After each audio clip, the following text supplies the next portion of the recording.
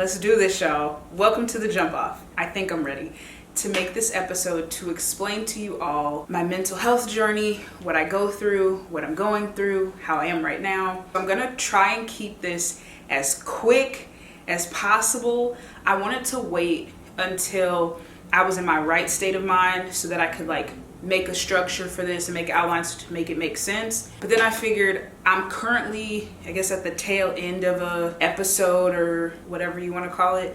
So I figured I might as well make it now so that I can speak from the valley and shout to y'all on the mountaintops. I just want to say this video is probably going to be all over the place, but that'll speak to how all over the place my mind is. So try and keep up, I guess. I guess I'll start with the things that I deal with. So from a very young age, I identified that my mind wasn't right. The way I looked at the world was kind of dark and gloomy, and I was always sad and just down about stuff. So depression has been with me, and I'm talking deep depression has been with me for a while, but I've always pushed it off, which then led to digging deeper and deeper. A few years ago, I was, oh man, this is starting to get hard. I just got super hot.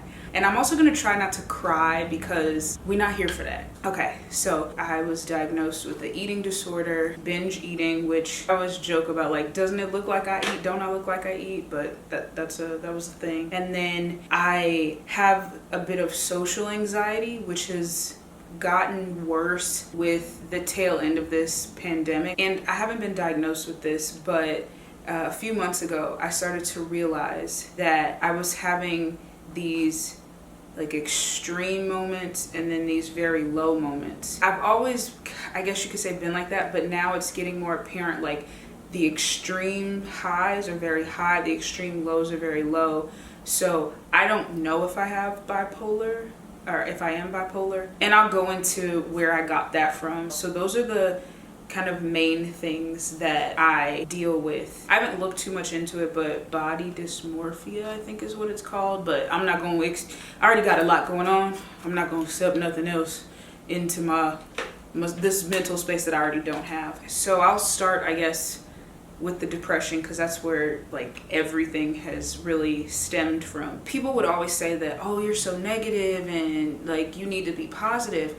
And I would get so down on myself and hate how I was or hate who I was, because it's yeah, why are you so negative? The lack of friends and that narrative that I have lived by and family have played a huge part into all of this.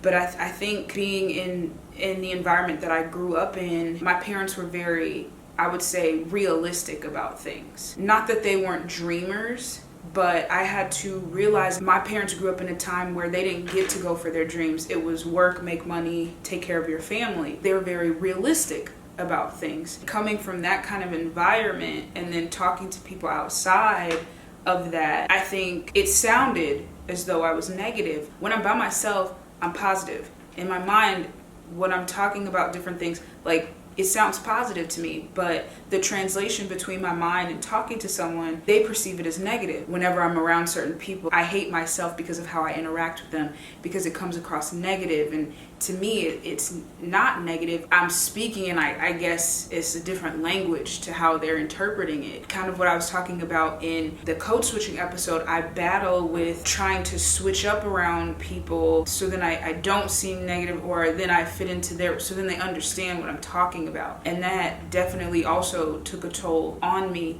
because I realized I don't know who I am because I'm trying to be everybody else. But when I'm at home, when I'm at home by myself, or when I'm by myself, I'm positive. And it's everything, I'm so happy, it's yeah, this is going to be exciting.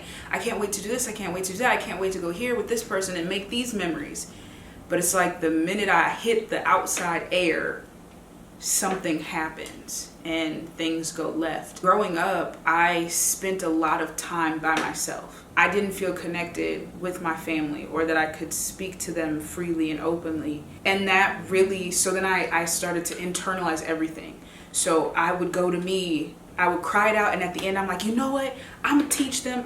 You know what? They gonna see. I'm gonna be great. And then I would pick myself up and go again. Here recently, it's I'm at rock bottom. I'll make it up the the mountainside a little bit, then I'll drop to rock bottom. And so I was making progress going up the mountain, but then it makes the fall that much farther and that much harder. And I realized that the times between me picking myself up and falling are now closer. Like the cycle of that is like, before it could have been like years. Now it's like months, weeks, days. And when I hit the rock bottom, it comes from, I feel like I'm not being heard, or I feel like I'm not being appreciated or welcomed into a place. So with friends and like the social anxiety, I've lived in the narrative of I don't have friends and I'm not close to anybody. I feel like I'm walking on eggshells when I hang out with people because I don't want to say the wrong thing, because I don't want to make them mad. When I'm at home, I'm always like, oh, I can't wait to hang out with so-and-so. I can't wait to make these type of memories. But then when I get around people, I'm not used to affection and I guess intimacy, not like in a sexual way, but just like how friends are and how people interact. When I get around people, I instantly put up a wall because I think because I don't want people to call me out for, I guess, being fake about the image that I have. And not saying that, well, no, I think that because we're not gonna do this.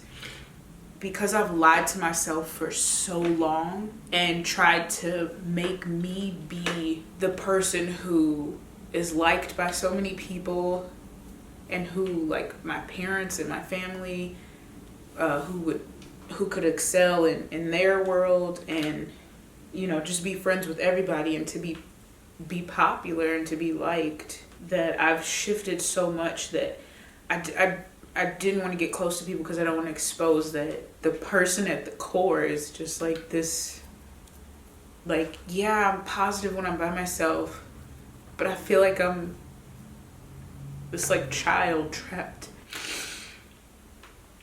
Okay, so I went to therapy a few years ago, and my therapist was saying, like, draw out a picture to explain how I like to explain and to display my depression, to put words to it, because I couldn't vocalize that to her. I'm like, I don't know. You like, how do you draw depression? I don't know. I'm just like at the paper, like, okay, I gotta bring something to her next week. I got this image in my mind, and I can still see it clearly now. It was like, I'm in this jail cell, and the gate thing is closed, and on the other side is this like black figure that won't let me out. And I see the door. There's like a door going to outside, and there's just a little hole for the window, and I can see people out there enjoying themselves. And it's like, why can't I be out there? Like, that took me to another level with it, because I was working in therapy and that image was just so prevalent. And then I got to a point where I felt like the door unlocked, and I was still in the jail, but the door was unlocked and I stepped out of the cell. And then I got to a point where I felt like I was at the door that led to outside. And then I opened the door and I saw the outside, and I saw people playing and everything. But what I didn't see when I was looking just through the little window was that there's still this fence around this play yard. So it's like a never ending containment. And I actually went to therapy because of the eating disorder. The episode that I did about weight, like that's just one part. That was just one incident. I've always been bigger, but weight has kept me from living life and has kept me in chains for so long. It's crazy because so I have a trainer, I work out. I could work out till I'm blue in the face. And it was the food. The binge eating wasn't that bad, but bad enough. If I found a food that I liked, I would eat it, because I wasn't sure if in the next meal there was going to be food that I liked, because my family ate a lot of things that I didn't like. So then I would just overeat this to then say, oh, if they don't have anything I like at dinner, boom, I'm full. I guess you could say, not resourceful, trying to think ahead. Since high school, I have had a trainer. Like, I'll do diets, I'll try and eat right, and nothing ever happens. And so then that gets me in a deeper depression, because then I'm like, maybe I'm not meant to be skinny. And I'll joke with people and I'll say, you know, God didn't want me to be skinny because he knew that if I was skinny and I was out here looking cute, then I would be out here in these streets. I realized that the people that I grew up around and the time and the era that I grew up in, being stick thin was the thing. So to me, I don't know how to, and I'm trying to work it to unroot myself from those ideas, but beauty to me is a skinny person. But when I see other bigger plus size people, I'm like, oh my gosh, like they're beautiful. Not me, but they're beautiful. Yes, I've never like been in love or anything like that. And I think I stand by that, because it's like, nobody wants me. I don't even want me. Nobody wants me. Every day with that, it just wears you away. Man, I know how deep I am, but saying this here, this is crazy. This is a lot. I already think I'm ugly and I'm not cute. So then when I go out, you know, people get hit on and that doesn't happen to me. I'm like, exactly. So it reaffirms, like, I knew I wasn't pretty. So that messes with you too. And people don't believe me when they're like, oh no, like you've been on a date and this and that. And it's like, no. And it may be the most minor thing, but that's major. Like, if you haven't experienced that and that's what validates you growing up and coming into a person, and it shouldn't, but that's what, let's be honest, that's what it validates in society, and you don't get that, then you're like, dang, yeah. Like, then, yeah, I guess I am really ugly. Here recently, I've kind of started to learn to accept my body. It's not about like the weight, but I feel strong because I'm boxing. I feel physically strong and I'm proud of that. That's broken through a little bit, but 5 days out of 7, I'm like, it's ugly, gross. And I'm just being honest with y'all, and I'm just being real. Like, that's how my mind thinks. And that's why I don't like to, that's with the social anxiety. I don't like to go out and I don't like to go places. I don't want to draw too much attention to me, but it's ingrained in me because I subscribed to that as a child, because comments were made, you know, it was just like the beauty standards I was around. Like, if I go out with friends or go out any place and it's like we're eating, I'm trying to not eat too much, but then when I get home, I'm like overeating to overcompensate for that. It all spirals. With the, I guess, bipolar, it was for the Kanye West episodes, for him wanting to be president.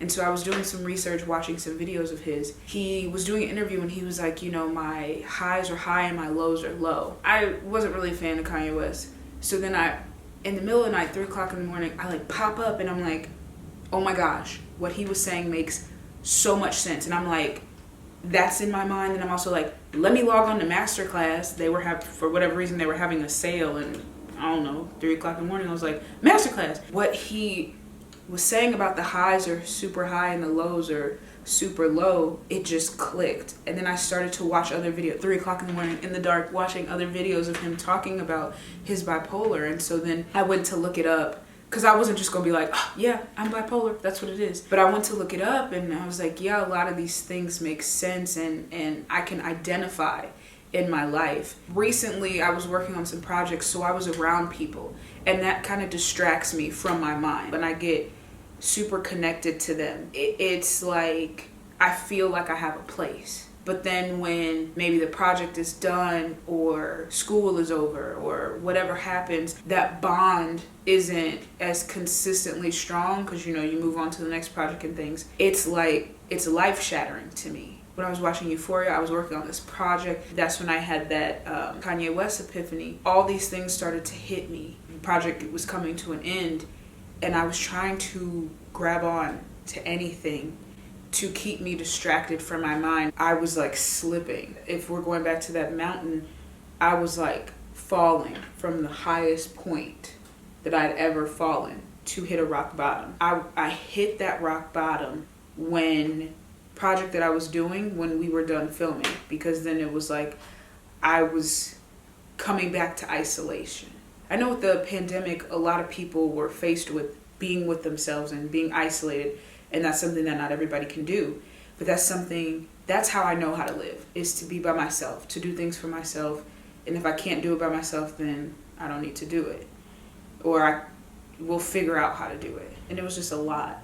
And then I had a surgery, and nothing bad. The thing of why, like Euphoria and like the DMX episode kind of hit me super hard, because my personality, I do have an addictive personality, like with food, and with people. When I'm around people and I feel welcomed and I feel like I belong, those shows and DMX, I really understand, because I know how when you find something and it's there, it's great. Like I was telling Michelle in the Christ Over Culture episode, like I didn't drink, don't smoke, and I've done these things, but I try my hardest not to participate in those activities, because I know what they can do to people. And then I know that if you give me, it doesn't even have to be an inch, and I'll take that and run with it. In that time, a few months ago, like I started doing things that I wanted to stray away from. And it was like, if you give somebody who is like deadly parched a drop of water, you might as well give them the ocean. And so I had that surgery, and they give you medication and things, and that's why I tell people I don't take medicine, because I know, let me, I'll use this for this pain, but then the drop of some other pain was getting into that, and I'm not going to say with what and all of that. I started to catch myself before it got real bad. At that point, I was so low that I was literally on the ground crying, like, God, can you just hold me? Like, just save me from me.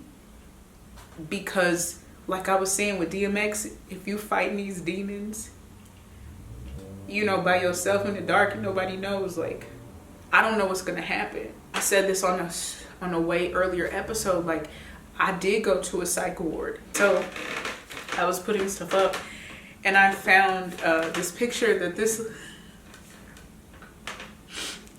this nurse, we were doing the art therapy or whatever, and I didn't want to do anything, because I was coming from, like I said, my family environment where it's like, what are you doing in a psych ward? But so I was just so caught up in my own thoughts. But the lady, she came over and she started talking to me, and she drew this and she gave it to me, and she essentially gave me the push to keep going, because it says good luck up here, but she was like, this isn't you, and what you're battling is not. It's not you. And it took for a few months ago, it really clicked what she was saying. Like, when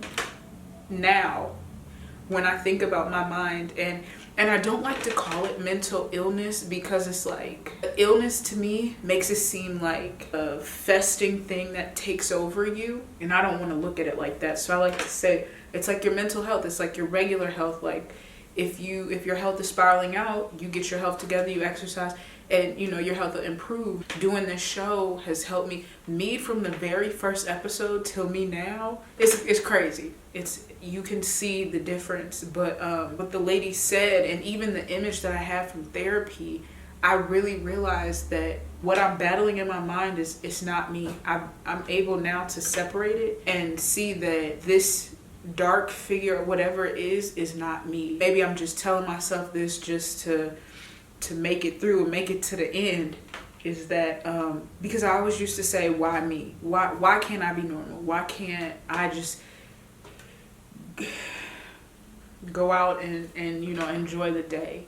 What I tell myself is that I'm going through these things not just for me, but to help somebody else and to relate to somebody. I say, I want this show to help at least one person or to reach one person, because I feel like growing up, like the environment that I was in, we didn't have this type of mental health check or wellness type things. So maybe I'm going through these things to help somebody else. Although it may not look like it, I have made progress in a lot of these areas, and although it may be minor, it's been major enough for me to see. Like right now, my lows and my highs, although they're like week to week now, I'm not letting myself fall as hard and stay down as long. I can't be in that rock bottom because I know I'm not gonna make it out the next time that I stay there. The reason why I went to the psych ward was for attempting suicide. Recently, the rock bottom that I hit got me back to that place. I was even closer to the end. So when I say that rock bottom, I might not make it back out. Right now, I'm saying I don't want to be back there. And I hope it never comes to that. But in the moment, that's why I hate when people say suicide is selfish, because it's like it's not about you. A person felt so isolated and so detached that they felt that was their only option. That has nothing to do with you. I see, if you've never been in that spot, how it might be hard to understand. Back when I posted the last video saying I was pausing for mental health issues, and I know people had good intentions, and I know they had good intentions of saying, I hope you don't hurt yourself. You have a lot of people who love you. And it's like, I hear you saying, in my mind, I don't feel like that. And I understand that you're telling me this, but my mind right now is telling me that none of that matters, that I cannot continue like this. And I cannot continue to deal with all of this and all of this pressure. I just want people to know that when it comes to suicide, like, you can't say that that's selfish, at least in my opinion. I know I said I have all of this stuff, but what brings me joy in life is that if I can help somebody not be in the mind space that I'm in, I feel like that's what I've been put here to do. So that might be through this show or creating content to make people laugh or think or whatever. I just don't want anybody to feel like how I feel, because I know how it is and I know to carry all of this, and I would hate for somebody else to go through that. And I also know what it's like to not have anybody. But anyway, said I wasn't gonna cry. Here we are, nose running. There's a short, condensed version of my mind and what's going on, I guess you could say, with it. I do genuinely thank you all for continuing to watch, to comment. Even though I say I'm making this for me, like, I know everybody is not as open. Maybe it helped somebody in a way that they can't put words to, or they don't want to put words to share and to express, but even just to take the time out to watch. I'm gonna cut it right there. I do want to thank you all and ask that y'all continue to have a great day and a great week, and thank you.